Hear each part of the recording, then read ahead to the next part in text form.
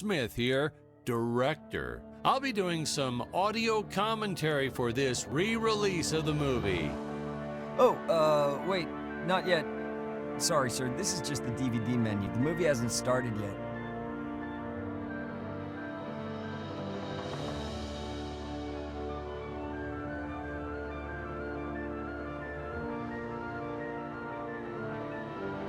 Wait a minute! That's not the movie poster I remember. Isn't the robot supposed to be holding Scarlet there? Oh, another of the studio's requests. They made some market projections and decided this image would sell more copies to future demographics. Hey, is this thing on? Can you hear me all right? Yeah.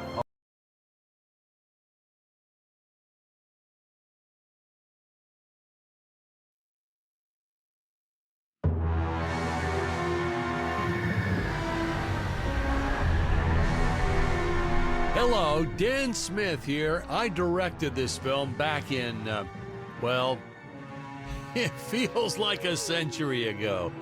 Yeah. The studio asked me to provide a commentary track for the DVD release. And wham! Straight into the action. No fluff or anything. That's what we did back then. Crash-landed ship. Out pops our hero, the fearless Dick Starspeed.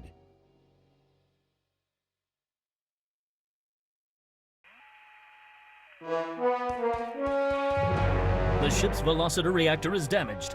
I believe that I am stranded on an alien planet. Played, of course, by actor Jonathan Digby. Went on to some minor roles after this. Such a shame. I thought from day one this guy's got leading man written all over his face.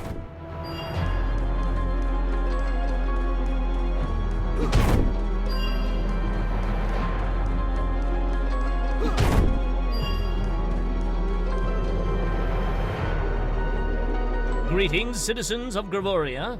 I am Dick Starspeed, and I come in peace. Probably shouldn't have had Dick draw his weapon when he was talking about peace. Well, maybe one day we'll go back and CG it into a sandwich or something instead. Ah, just kidding. And this is what people pay to see. A no-name middle-aged B-list actor duking it out with stuntmen in costumes. Such stunning choreography. And the extras in those robot suits really knew how to take a punch. Oh, literally. I told Jonathan not to hold back. Give it all to him. Kick him in the nuts and bolts. And I know what you're thinking, but don't worry. We handled it responsibly.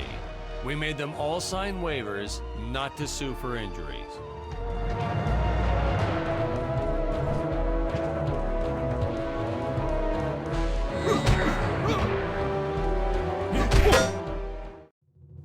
Holy smokes!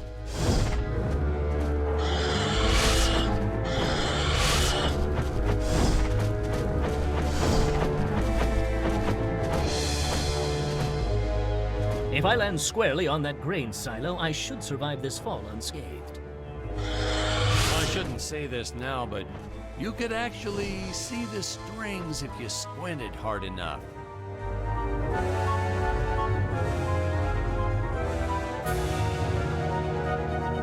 A screenwriting trick from back in the old days. You put a grain silo or some haystacks down and it solves all your gravity-related problems.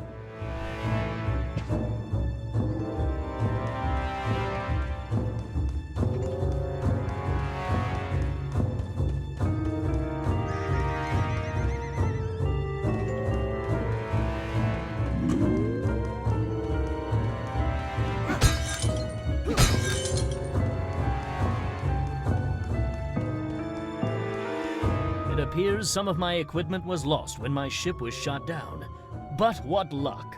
This high-tech scanner reports that my ray gun is nearby.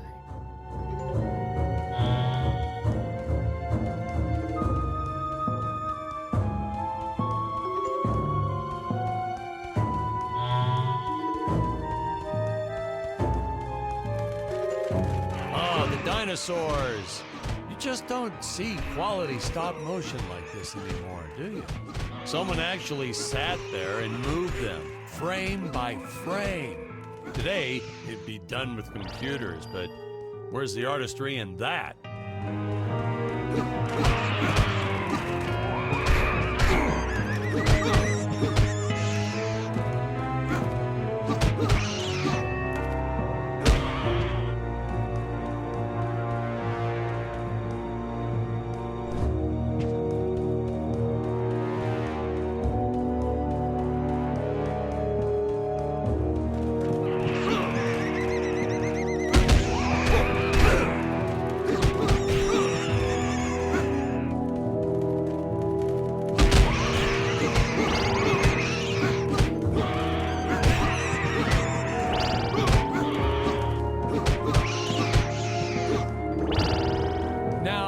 If the trees here look a little plastic, well, it's because they are.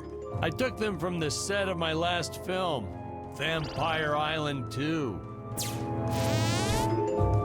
We got our fair share of nasty letters from scientists complaining about our portrayal of the dinosaurs. Was news to me. Apparently, these stegosauruses weren't meat eaters. Must have preferred shellfish or something. Wow, how do they know? That's what I say.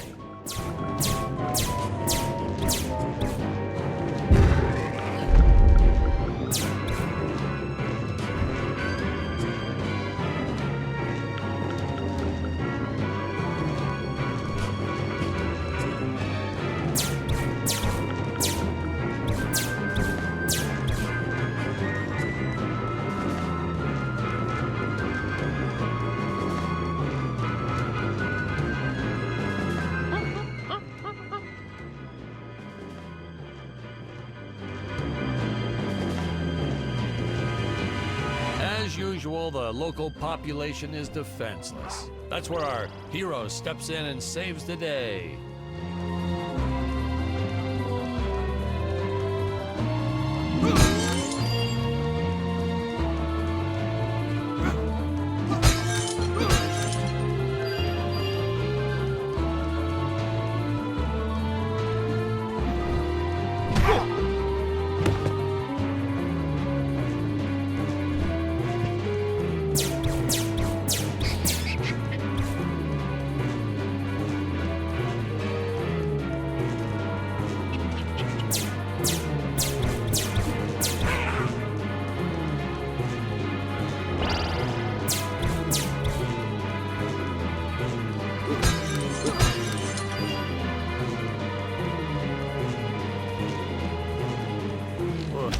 We put Jonathan through a lot shooting this film. He wasn't the best actor, especially when reacting to getting hit. He's what you call a flincher. So I told the stuntman to really just go to town on him. It's the only way to get an honest performance sometimes. Our props master tried to make the weapons soft, but there's only so much you can do. Lucky for us, Dick's entire body was covered in that spacesuit. That thing was a lifesaver when it came to hiding bruises.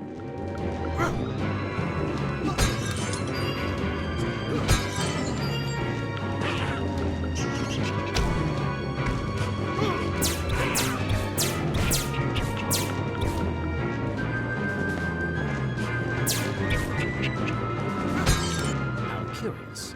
They dissolved into what appears to be gold.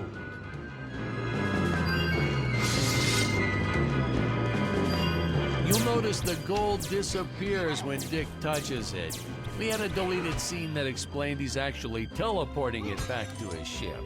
It's funny, no one ever questioned how Dick was able to walk around with an infinite amount of gold on him.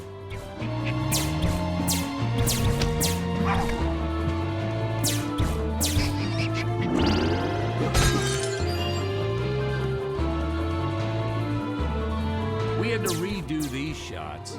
Our first attempt was kind of a disaster. We tried using real apes, thought it'd cut down on the costume budget a bit.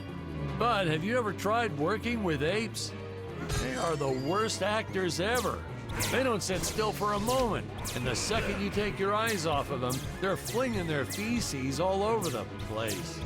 Jonathan refused to work with him after he got, well, let's just say that he had to take more than a couple of showers one day. You know, you never forget the smell of monkey poo. We steam cleaned the studio top to bottom. Still never got rid of it entirely.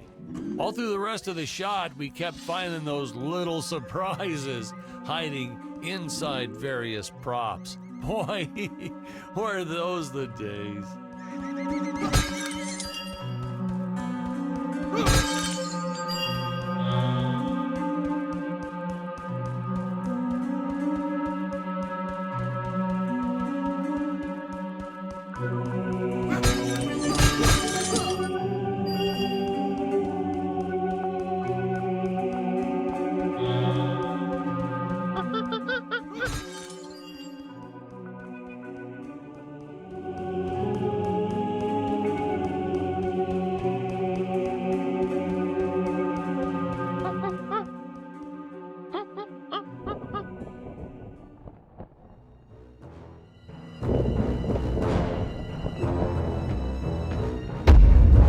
Some really top-notch stop-motion effects, huh? Unfortunately, we skimped on the Dick Starspeed puppet a little. The Earthman is not for you to eat, fiend! Oh, this was groundbreaking. We had the woman rescuing the man for once. We were really ahead of our time with this scene, but well, then again, I've always been rather progressive. The studio execs didn't seem to get why it was such a big deal, though. Sorry, we don't see this as anything unusual. Ha! Of course! It's unusual! A woman would never save the man. It just doesn't happen. Not in the movies, not in real life. I don't know why we didn't get more recognition for this scene.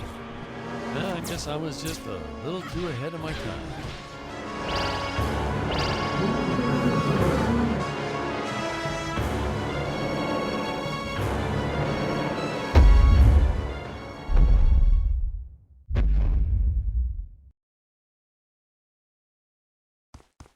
We're supposed to be seeing Dick and Scarlett's first dialogue scene here. Thank you for saving me, strange woman. What is your name? I am the magnificent Scarlet Nova.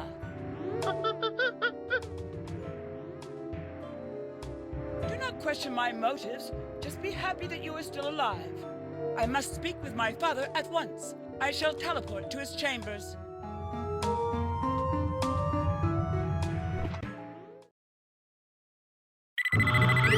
Huh? Where is this place? This is not my father's chambers. You have disobeyed me for the final time, Scarlet. Enjoy an eternity in the Tower of Eternal Solitude. For all eternity! Ha! The old fool did not notice I am wearing my jetpack. Booster usage. Jump. Wait. Wait. Use booster. Survive deadly fall.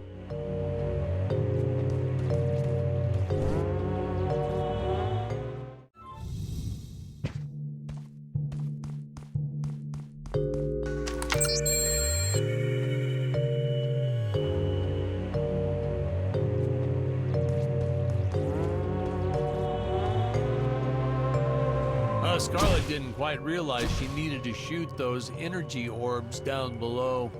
Keep in mind, Stacy was doing this on a soundstage, okay?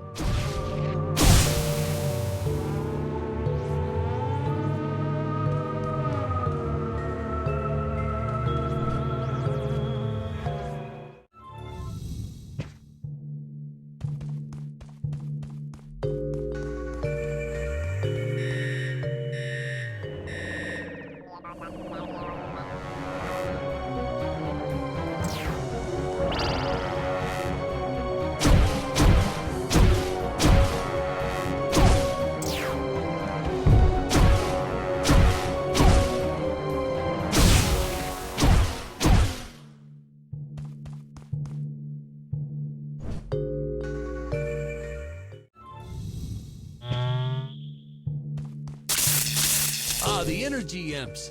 Such a neat effect.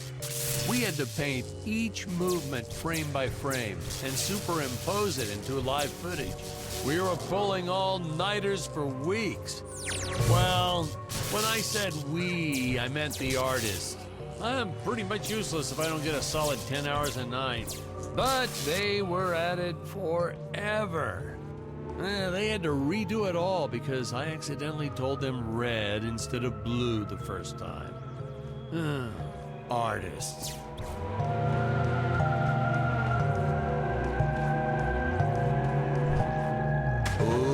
Ooh, the fearless sea monster, always patrolling the shore, eagerly awaiting for his next meal. I designed this creature to reflect the human condition, always hungry, never satisfied. The bottomless pit of the beast's stomach. I don't know, you say stuff like that in interviews and My father your revoked film my always access to the wins teleport awards. terminals. I shall only be able to utilize the ones I activate manually.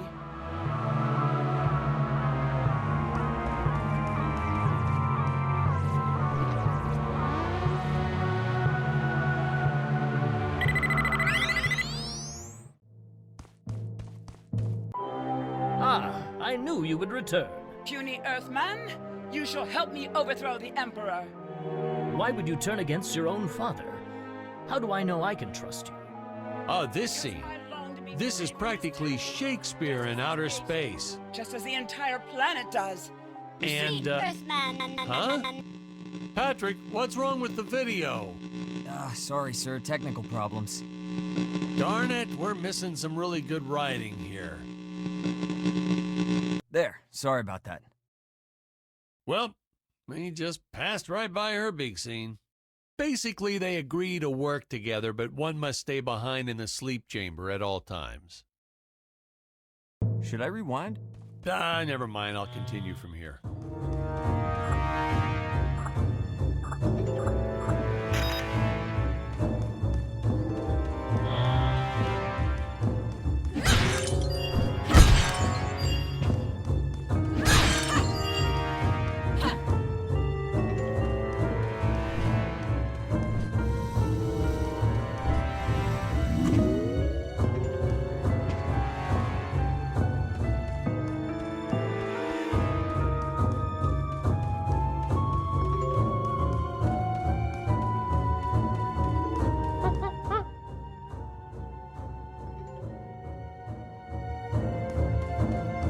Right from the start, our budget was a little tight, even by standards back then. To make do, Tony shot a couple scenes in black and white. Originally, he intended to use it for flashbacks. But then I had to break it to him. Our film doesn't have flashbacks. We almost made it a silent film just to cut costs.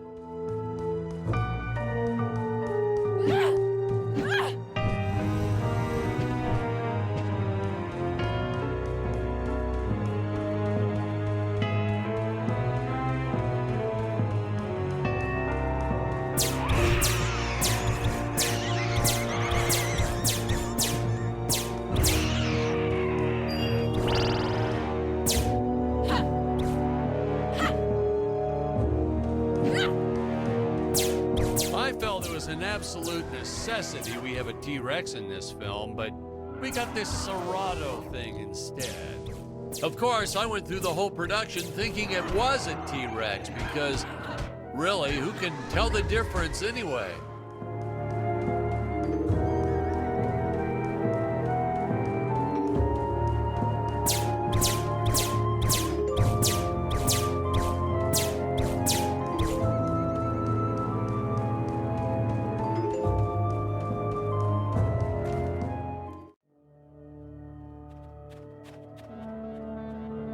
It would appear that now is the time for us to climb the Deadly Tower of Monsters.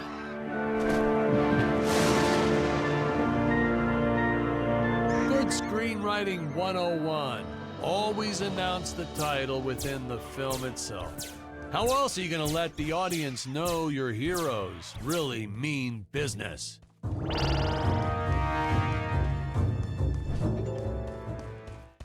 Now, that weapon, It's just an electric shaver, but you know, I bet you'd never guess it was, would you? They look so futuristic.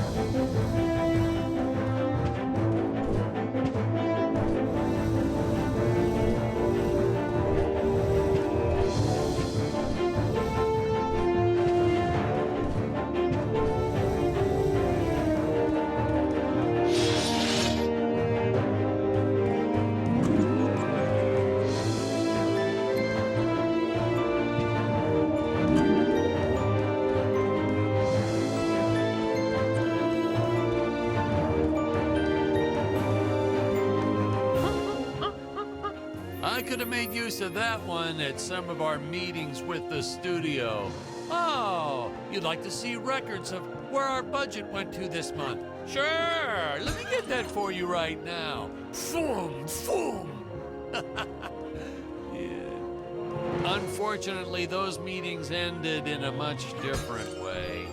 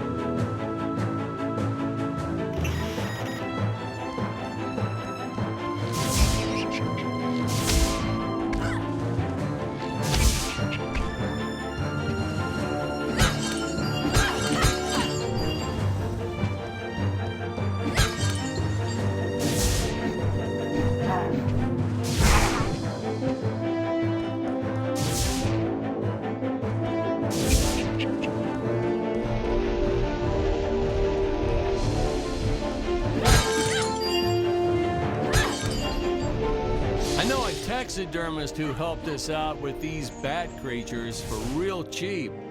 And he's not good. He's kind of sloppy if you want to know the truth. But that's the best part. A sloppy bat looks scarier. Oh, but you gotta sew up that sphincter. Just trust me on that one.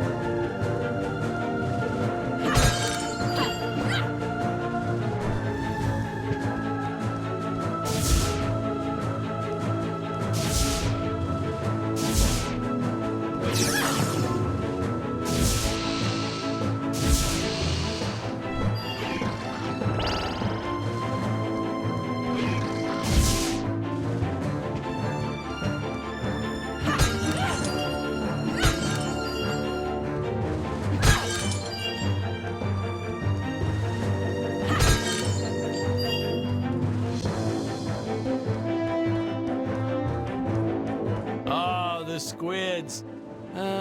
Some board member had these nephews who really wanted to be in the films. They made me cast them as squids. Whatever happened to artistic integrity? If you're going to cast a role not on merit, at least let it be a hot female role.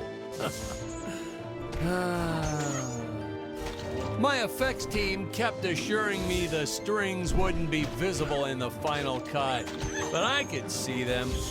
No transparent nylon. This stuff will do the trick. Yeah, right. I swear, those darn strings is what made my hair go white.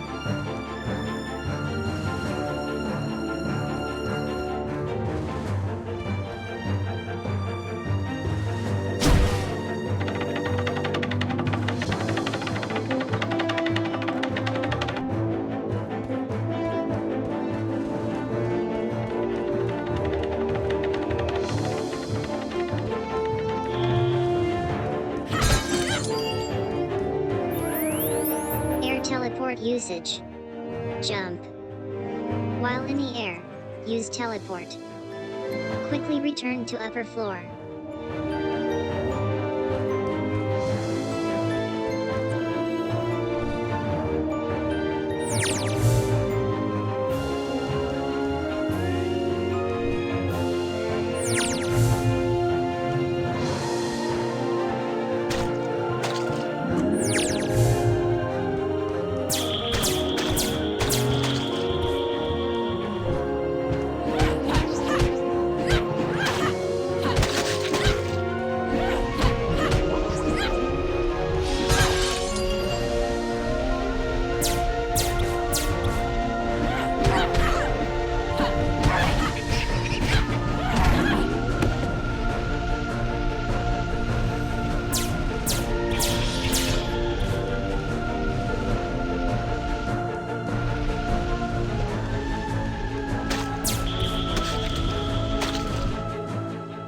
Hey, now what's going on? This isn't the right cut.